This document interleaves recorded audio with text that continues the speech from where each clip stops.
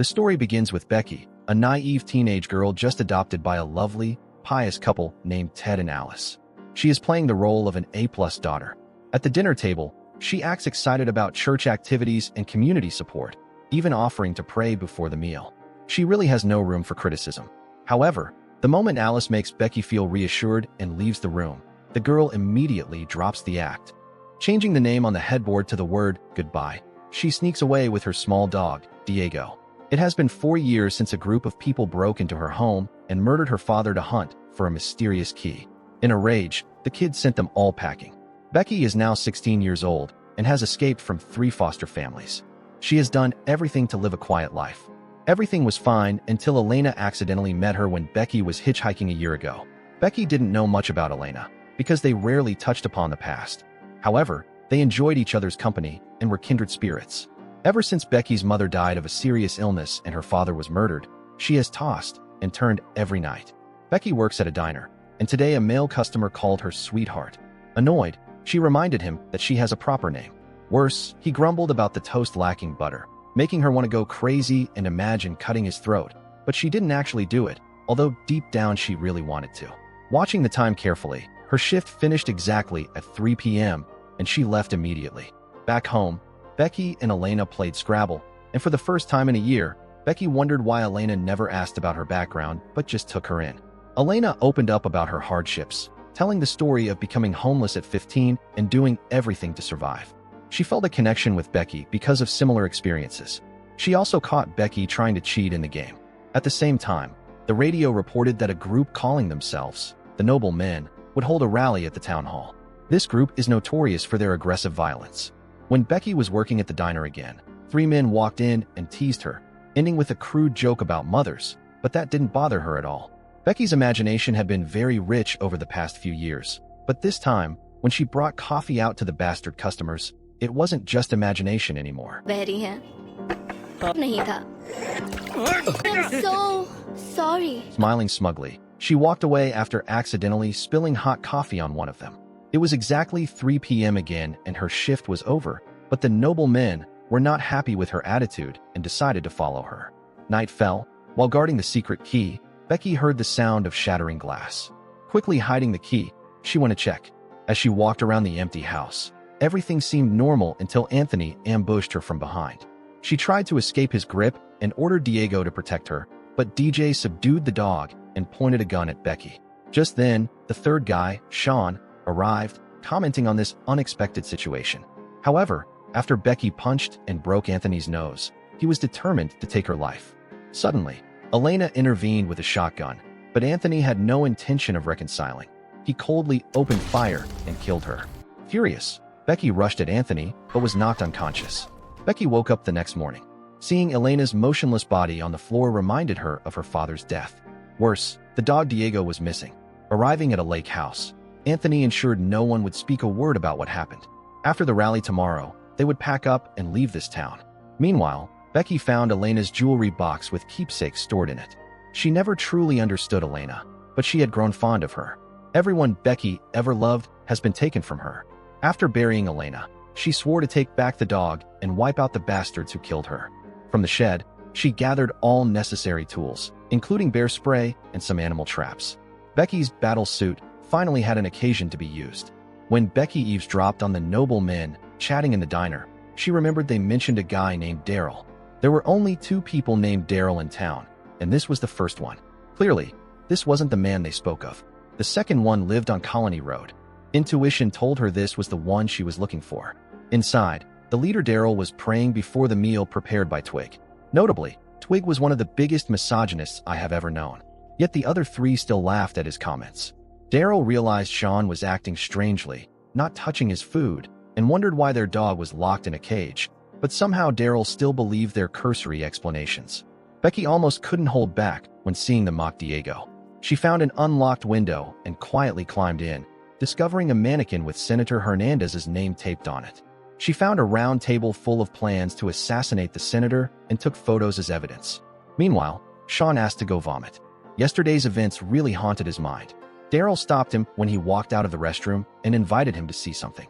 Daryl led him to the office where Becky was hiding and asked him some basic questions. like when he joined the noble men, then explained Sean's important role in the common goal. At that moment, Becky was hiding under the sofa and eavesdropping. Daryl showed Sean shocking data on the USB drive, explaining the number of noble men members out there. He started telling Sean an anecdote about his time serving in Iraq, recounting the gruesome experience of having to suffocate his comrade to save the whole team's lives. His group kept that secret, believing it was for the greater good. Daryl related this to the current activities of the noble men, emphasizing the importance of unity and the necessity to eliminate weak links. He implicitly questioned whether Sean was such a weak link. Trying to stay calm, Sean swore that he was absolutely loyal to the noble men. That was the answer Daryl wanted to hear.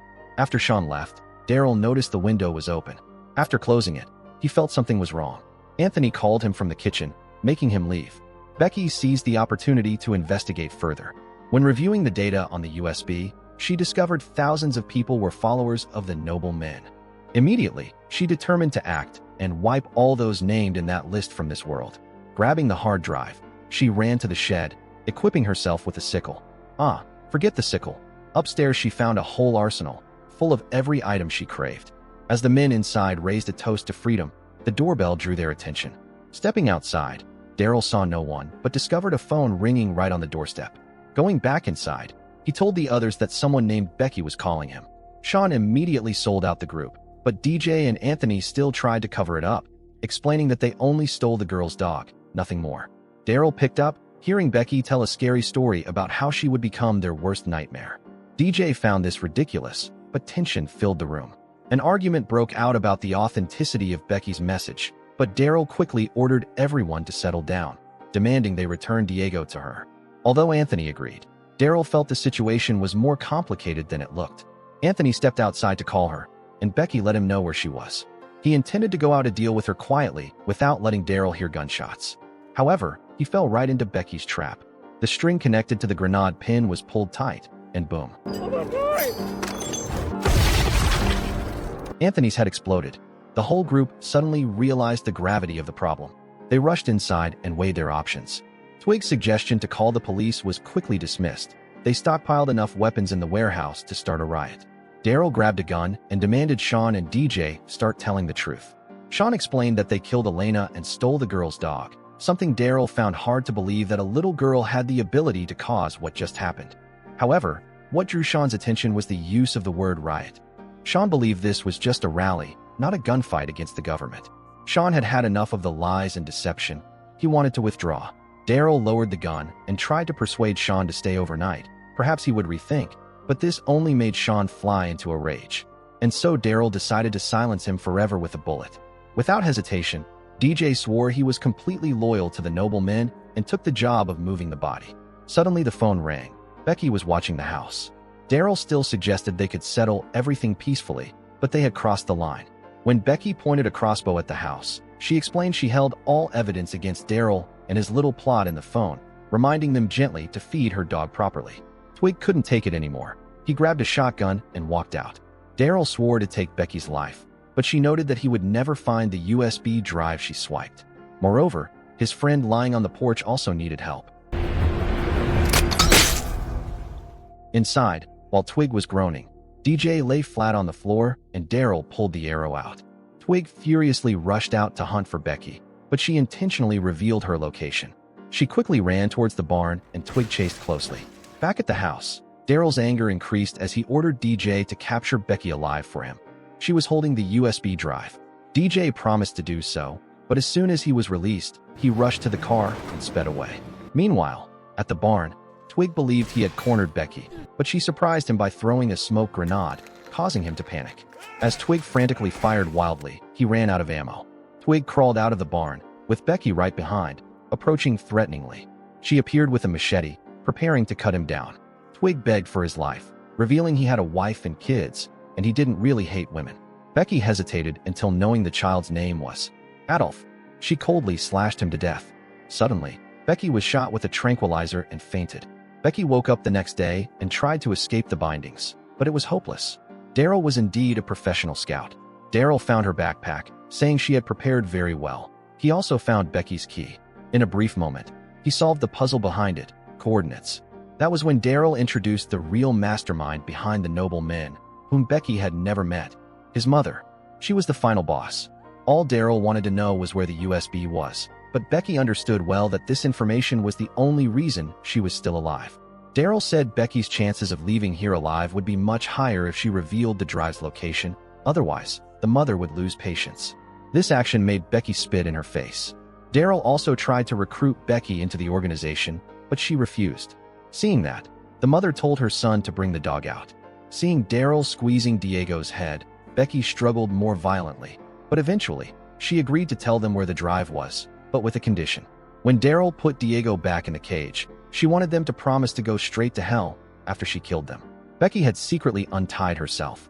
She kicked Daryl away and sprayed a nearby can of pepper spray into his face. This made him run away, so the old mother grabbed a gun and pointed it at Becky. Becky still understood they needed her alive, so the mother turned to shoot Diego. Instantly, Becky threw a knife that plunged right into her head.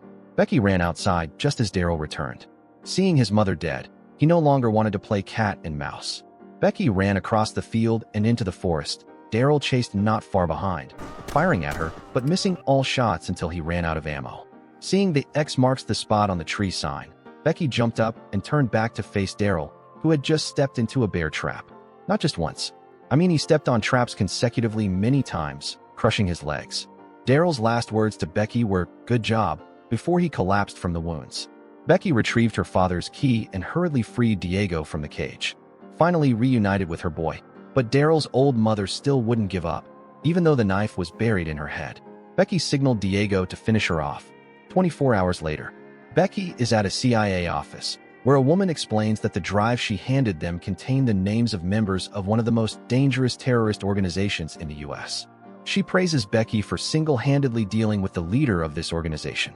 Then, she offers Becky to become a CIA agent and finally reveals to Becky what her father's key actually belonged to.